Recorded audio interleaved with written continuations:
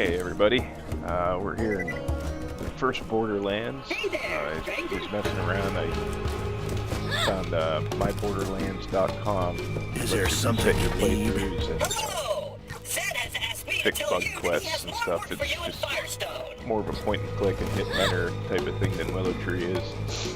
And I was messing with it, and I reset my playthrough 2 and enabled the dynamic scaling, which eliminates the from getting off the bus to the point where you get the Zeds.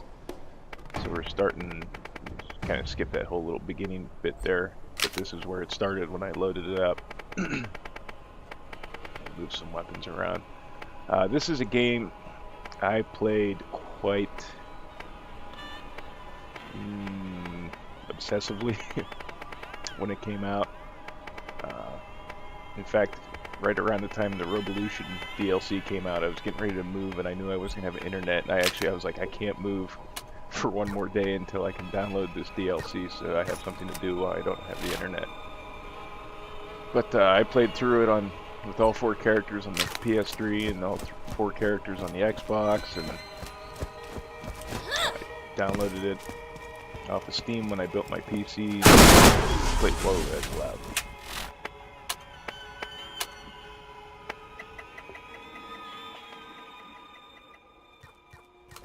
Okay, and it's just, this game will always be fun.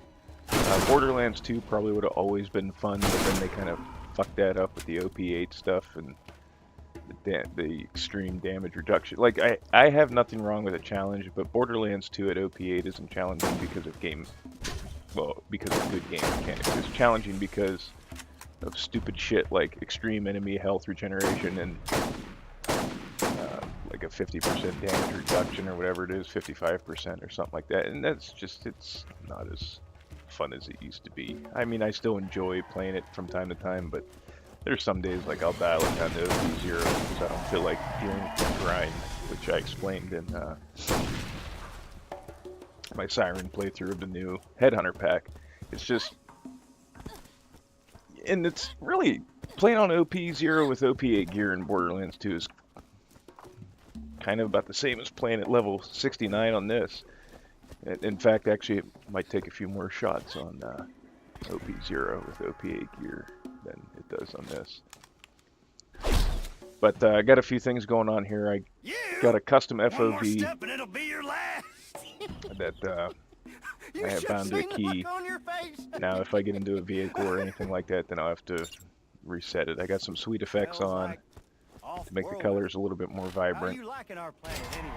And I have, like in Borderlands 2, I have the cell shading turned off and the black lines turned off.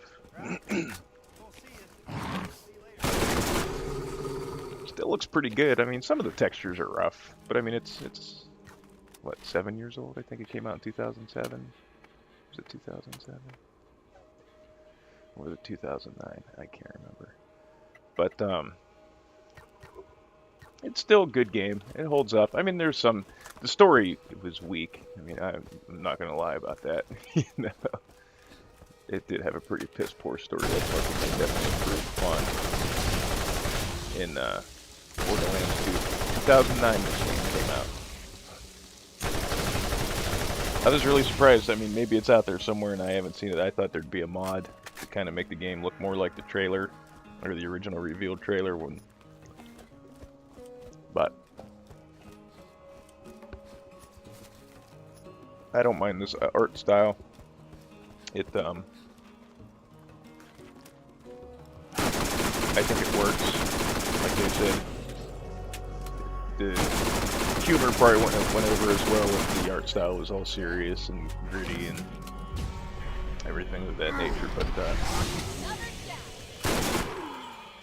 it was one of the things that really stood out to me and made it look different from everything else at the time, because if it probably would have been a serious art style, I was also playing Fallout 3 a lot at the time, I probably would have just wrote this off as being like Fallout, but because back then I didn't follow development of games that I was interested in like I do now.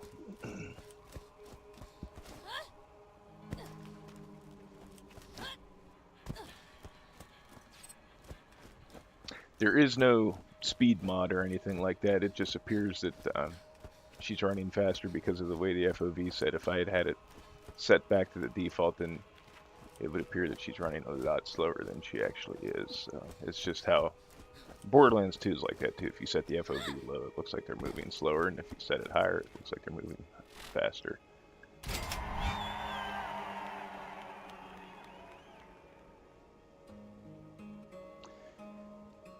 And I think I have this set at 110 or something. I don't know. Whatever I have it set on, whatever the max setting is in 2, that's what I have it set on here.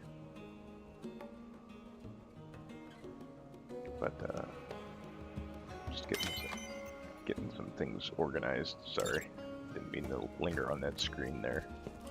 You've done well. I've decided to reopen my I don't think I'm going to upload thanks to you. an entire playthrough of the whole story, but I'm definitely going to do the DLCs, or 3 of them. And right now, the first one I'm going to do is the Zombie Island, because that was my absolute favorite DLC that they came out with for this game. It wasn't as drive happy as Zed's, or not Zed's, Nox's. And I like horror movies and spooky, crazy, weird shit like that, so... Whoa, where'd you come from? So, definitely gonna do the Zombie Island, and then, go from there. Probably Nox.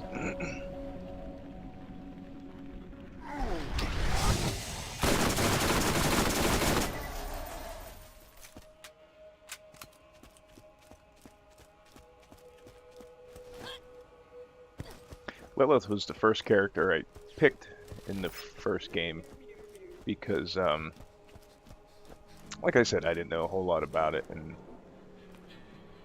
she seemed like she had the most interesting special power, or action skill. I didn't know it was an action skill at the time, but and I didn't know anything about like how grossly overpowered she would be once you got like the right SMGs and, or double anarchy and a mercenary mod and all that stuff. But she's still fun to use.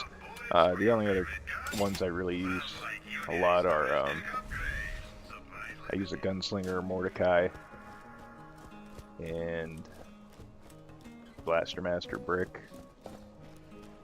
I didn't like Brick at first because I tried him melee, and once I got to play through 2, I was getting my ass whooped, so I'm like, oh well, he sucks. But it turns out he actually just kind of sucks in playthrough 2 as a melee. But the other thing too, like you know, at the time I played a lot of Gears of War, and I was playing some, like I'd just gotten into Halo, so I was playing some Halo and stuff. So I kind of got tired of the dude bro Space Marine shit. So, and I think I just played I did Mass Effect. Maybe, I don't know if this was out before 2 or not, but I know I played Mass Effect. I can't remember. But at any rate, there was like this influx of like these like hardcore dude bros, Space Marines and shit like that, and I was just like, you get tired of it. And I was like, let's see what she's like first before we pick anybody else. And I had fun with her. Same reason I use Maya and Age and Borderlands 2. They're fun, you know. Like I said, I don't like some people talk about immersion, and like especially with Mass Effect, like they project, this is my Mass Effect story. That's fine, but I don't project myself into the character, so at no point do I feel like I am the character. And like I said, maybe that's just me, but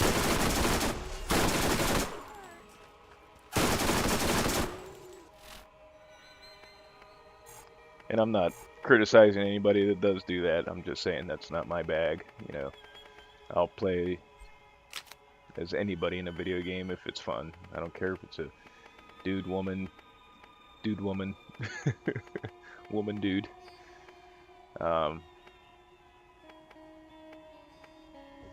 They're just characters. Which, speaking of, swapping the characters around and what characters you play as. I'm really excited about Burial at Sea Part 2 for Bioshock Infinite, because I guess you get to play as Elizabeth. So that'll be interesting to see how different she is from Booker.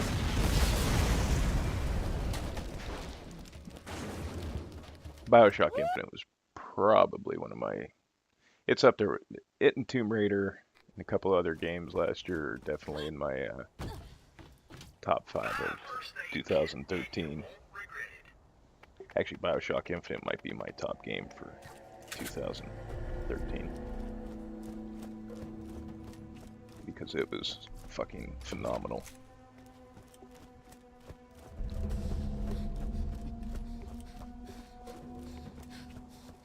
Actually, if you haven't played Bioshock Infinite, you owe it to yourself to play it. It has... I know some people were like... Ugh. I don't know, like some people got real bent out of shape when people, like when Jim Sterling and some other guys like put it in their top games of 2013. And I don't understand why. The game was awesome, you know. I think it, and I've been following, I follow a user called well, and she has a website, the Indie Gamer Chick, and she brought up a lot of good points over the last couple days about... Well, it started with I read her article about living in the indie bubble, and the thing about her article is you can read it, and you can apply it to anything, not just video games. You can apply it to movies, music, any kind of large community. And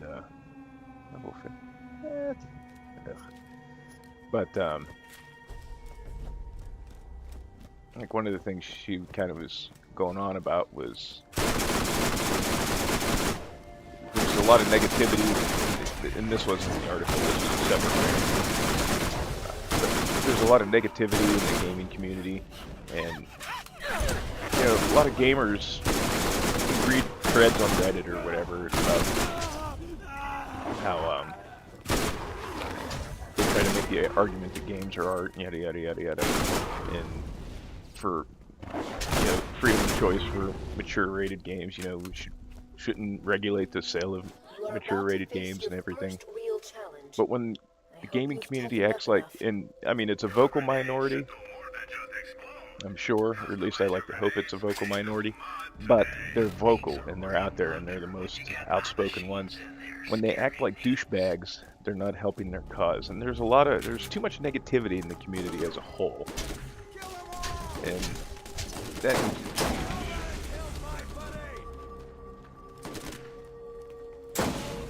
But I'm not going to go on a rant back into this.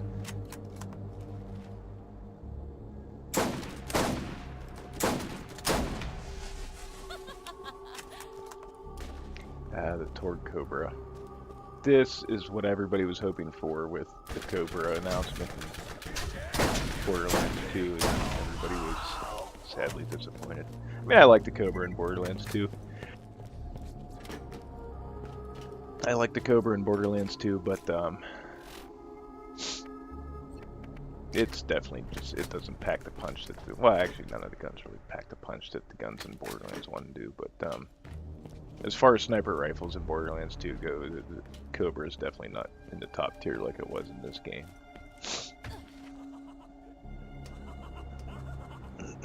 You woke the wrong dog. Ah, yeah! And this is where you first start to kind of get the feel of kind of shit you're in for in this game as far as the humor and stuff like that.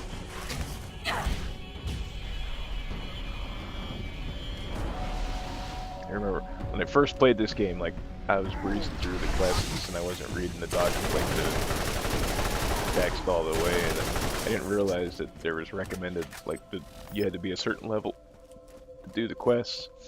Man, I came down here, I was getting my ass handed to me by this guy, and I couldn't figure out what was wrong, and then I put it together. I was like, oh, you dumb shit.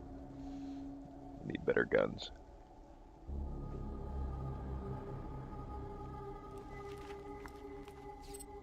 So I definitely had a little bit of learning in this game, but once I figured it out and You know, I almost got excited there because I kind of thought that looked like a Maggie, but then I remembered what I was playing. But once you get the hang of the mechanics and everything, I mean, this game was so fun.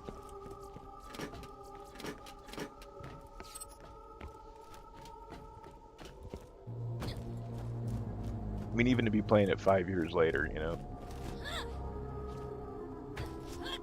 That's some Nintendo shit there. I haven't used to replay the crap out of old Nintendo games, and then it seemed like some of the games that came out the last generation of consoles, like some of them you'd play them once and it's like, nah. But I mean, there are some truly really good games that came out in the last generation that I will replay. I mean, even though I downsized my console games collection quite a bit, I still got like Uncharted, That was the first step. my Ratchet and Clank games. Love Ratchet and Clank. Listen. Who I am is not important. The first thing you must Like know Lost Odyssey for the is the vault 360. is real. And I like the Gears of They will War try to games. use I you, don't care what not anybody be says. swayed in your purpose. The vault is here, and we will find it. This world is full of dangers. Still yourself and go. I'll be watching.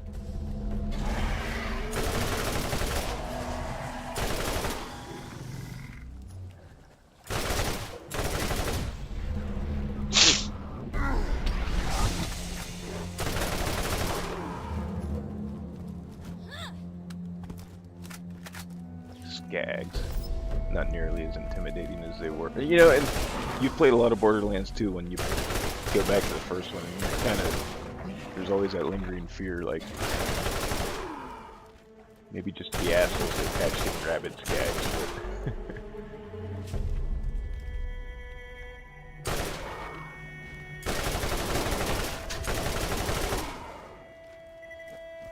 now, for those of you, I'm sure everybody knows by now, but just in case you don't, the machine gun I'm using is, according to the item card, a purple S&S Glorious Massacre, but the S&S legendary machine gun, the Draco, was bugged and came out as a purple S&S gun. Now, you could tell the difference between the Draco and whatever the purple level gun was supposed to be by if it had, I think, over 75, or maybe it was over 100. But anyways, the magazine for this gun is 124.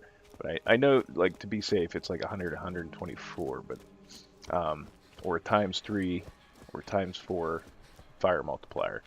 If you see that on an S&S purple rarity machine gun, it's a Draco. Start going the wrong way.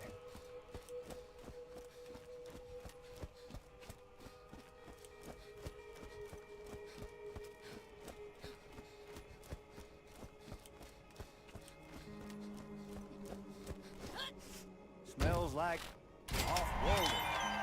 How you liking our planet anyways?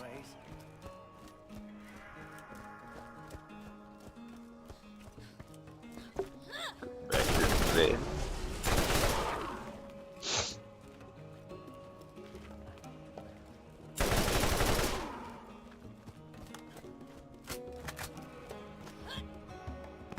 Some of the guns, the way they reloaded and just their general look were so cool in this game. Like, assault rifles in general in this game were awesome, and I don't know why they made them suck so bad in 2. Hyperion asks, what good is a gun that doesn't shoot where you point? No, I don't want to seem like I'm bashing 2. I loved Borderlands, and I still love Borderlands 2, but let's be honest, Gearbox has made some questionable decisions on their overall design of the game. You know, and you can love something, but just because you love it doesn't mean you can't point out its flaws. And Borderlands 2 does have some glaring flaws, which, you know, brings me to something else I've been reading about. IGN doing re-reviews Hey, you the one on killing all the crap when people ask? To catch a ride near Firestone is more they're busted than my doing, mama's girl parts. Really? like, after games are patched, they're re-reviewing games. Appreciate you taking a poke at that. And The system, not my mom. I think Borderlands 2 is a very good candidate for that re-review process, because the game that is out now is not the same game that came out in September of 2012 by any stretch. And if you think otherwise, you're out of your mind, because New missions are available at the Firestone Bounty Board. between patches, nerfing things, and I mean, granted they did these loot hunt buffs, but they did a lot more nerfing than they did patching, or buffing, I should say. And this whole thing with the Destruct Peak and stuff is turned the game into a very different game. And I mean, essentially OP8, you have to rely on extreme health gaining mechanics because of certain shield and class mod combinations, Moxie weapons, or just general tricks. And your builds don't get too diverse towards end game now. So I mean, I think it could be, that should be re-reviewed.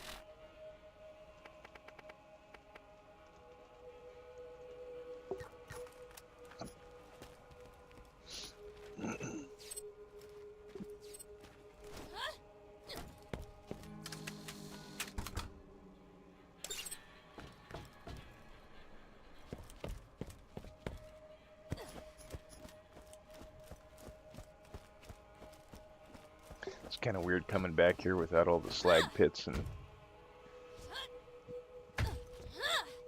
all the loaders and Saturn. No Saturn.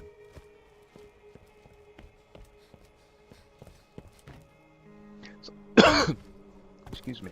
Somebody should mod that in there. Just have, like, when you start the game and you get off the bus, this giant Saturn comes down and you have to fight him.